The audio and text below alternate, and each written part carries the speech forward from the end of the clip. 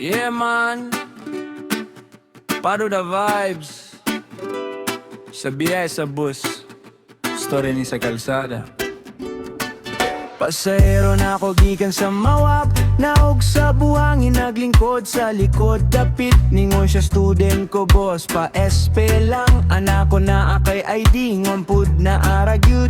Sa likpud ko kay klaro man siya tanawon, pero wala ko kabalo na di ay sabi. No ID, no SP, maog yun ni ang rule.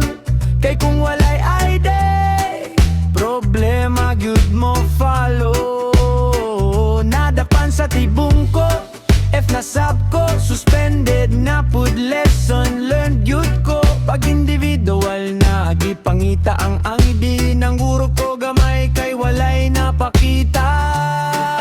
Pasahero hilom, ako'y nasakpan sa usa ka sayop. Dakong bayad akong naangkon, dili na gyud ni mausab. Kabalo na ko karon, mas maayo ng istrikto kaysa magsakit ang ulo.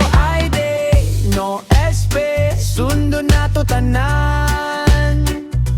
Student, senior, pebude, dapat klaro gyud na. Ayaw pag ma-SP kung wala kay ID, kay pareho tama hasol, dili lalim ang silot ani. Yeah. Sa mga pasahero, sabot lang ta ninyo, kung wala mo'y ID, bayad lang sakto. Kay kami pod nagtrabaho nang inabuhi para safe ug hapsay ang biyahe matag adlaw.